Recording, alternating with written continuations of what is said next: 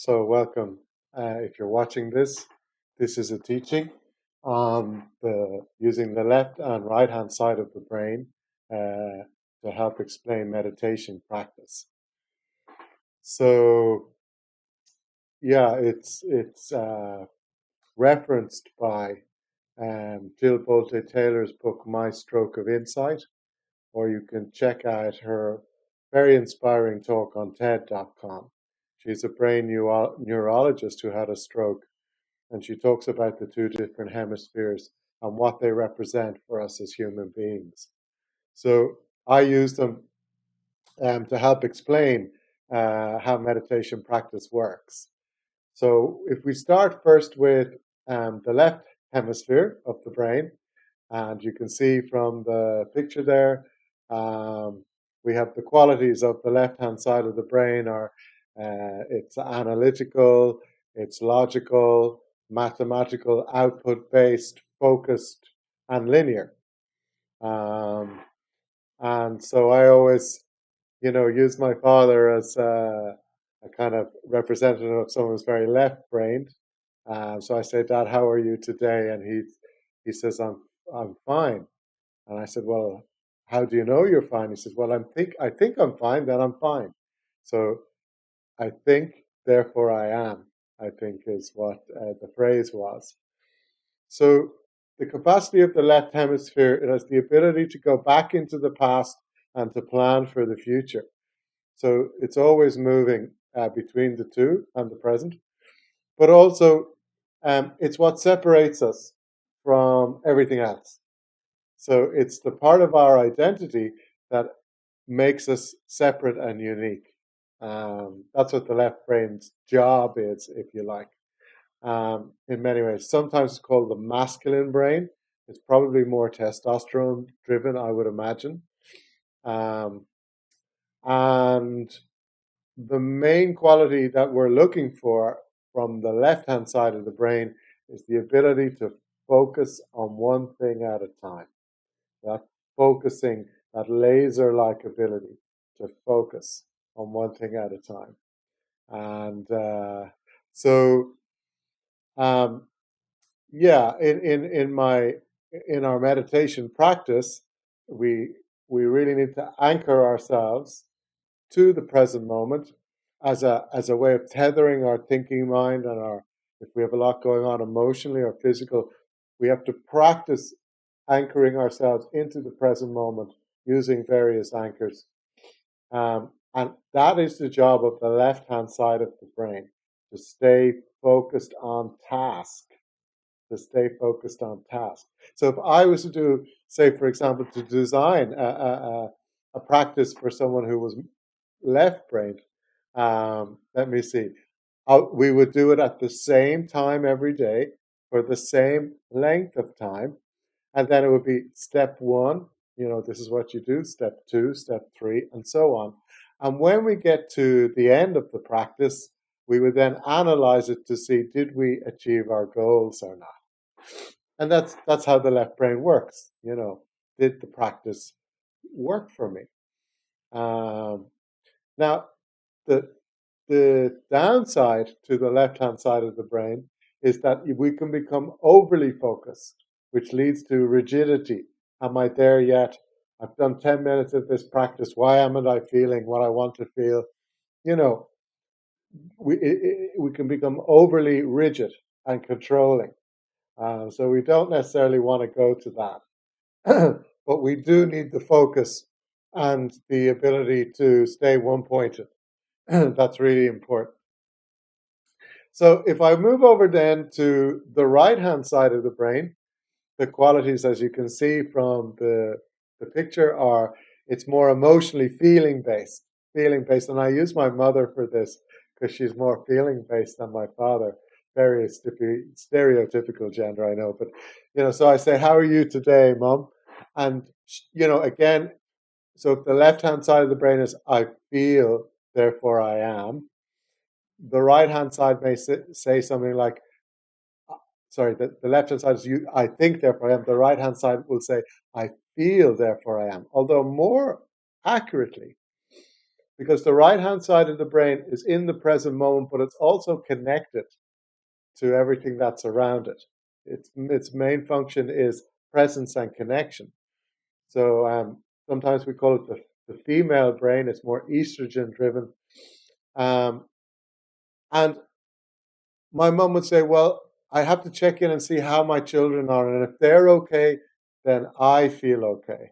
So perhaps a more accurate statement from the right hand side of the brain would be, you feel, therefore I am.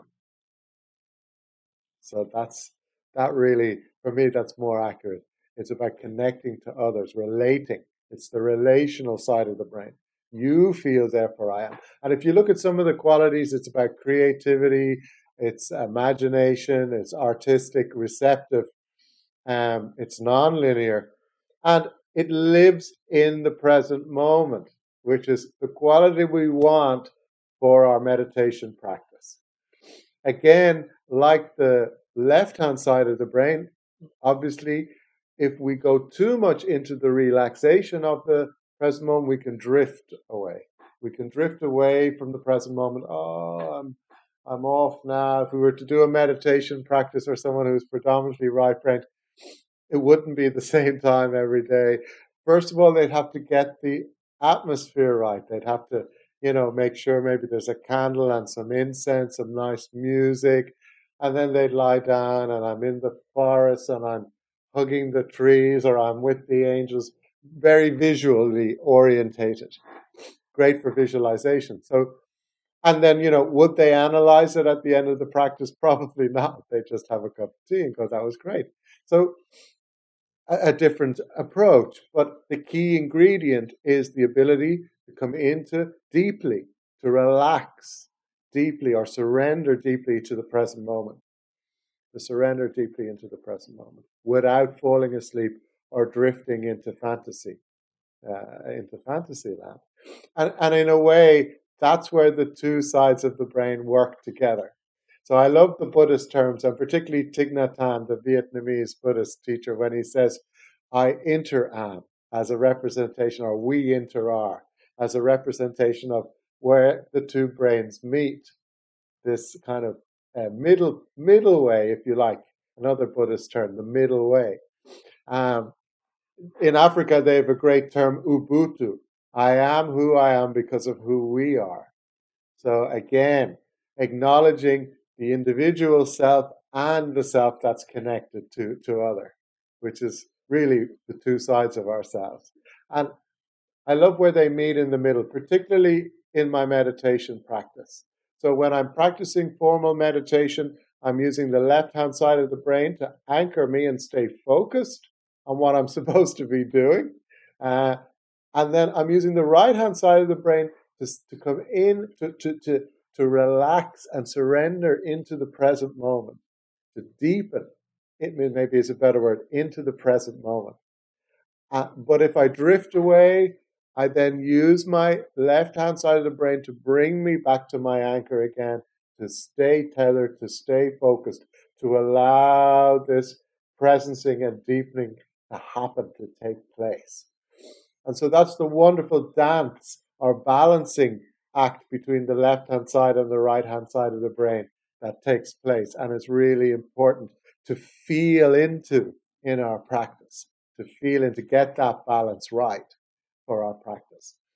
And of course, just an interesting aside, always like to explore some of these ideas. And they're just ideas, my ideas, some of them. Apparently, I was reading in psychology around midlife, particularly in a Harvard study, they were trying to find out why so many marriages broke down in midlife. What had it got to do with midlife? And apparently in midlife, we joke about people having midlife crisis, but apparently in midlife, for men and women, the ratio of estrogen and testosterone changes. So for men, if their testosterone is generally higher than the estrogen, it starts to drop slowly, thank God, slowly over time. But now they're more estrogen driven, perhaps. And I know there's more technical terms for this, but I'm trying to keep it simple. And so what does that mean? that the man is now perhaps more emotionally available. He's more on the invited over to the right hand side of the brain, if he's not there already, to integrate that availability into his everyday life. And if he doesn't, and the amazing thing, of course, is if you don't integrate something, you project it out into your reality. So, what represents estrogen at its fullest, of course, is a young woman, perhaps in her early 20s, full of estrogen, just like a young man would represent full of testosterone in his early 20s. And so, we joke about men in their midlife crisis. If they don't integrate the estrogen and become more emotionally and right brained available to themselves, they have a relationship with the estrogen instead. So that the obvious joke about the man in his sports car with the young woman in the car beside him, representing his estrogen and the right hand side of the brain. So instead of integrating it, I keep it out here because it becomes more attractive. It becomes very attractive. And he doesn't know why. Why am I attracted to this? Because this is what's for you now.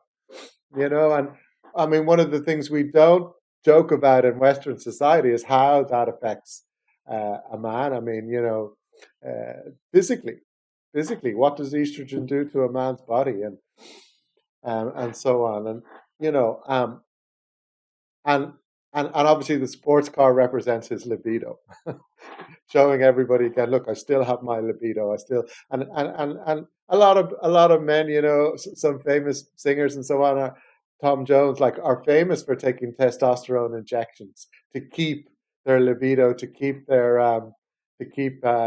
themselves masculine in some way.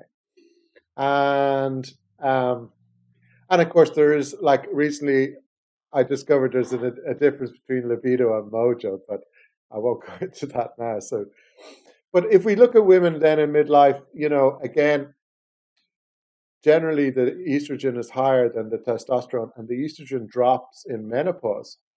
It's a harsh transition, and now perhaps the ratio is higher with testosterone. And how does that affect a woman's body? And obviously, what does the higher testosterone ratio do to her? It invites her over perhaps to the left hand side of her brain more.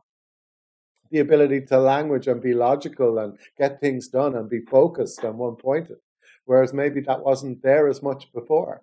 And so there's a great joke in psychology about the marriage, where they're both in midlife, and the man is now in front of his football team have just lost, and he's crying uncontrollably, not know, why am I so emotional? And in comes his wife, full of testosterone and drive and focus. She's like slapping him around, going, "What's wrong with you?" And we've got a business to run and things to do, and you're just, crying in front of the TV. And they look at each other and they go, "You're not the person I married 25 years ago. Where, 30 years ago? Where are they gone?"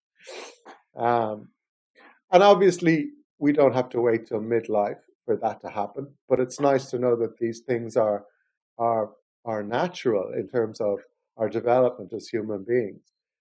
We all want to access both the left and right side of our brains and the bit in the middle that connects them more and more. So, from a spiritual perspective, this bit in the middle is unified consciousness, rather than the polarity of the left or the right. We're trying to get away from polarities, remember, and into unification, which is the bits that connect together. And that's what's really important. So, in many ways, I think this can be a useful um, um, way of understanding that balance in our practice of meditation. So the left hand side again, focusing and anchoring, and the right hand side deepening into the present moment. Thank you for your time. Hi, Matt.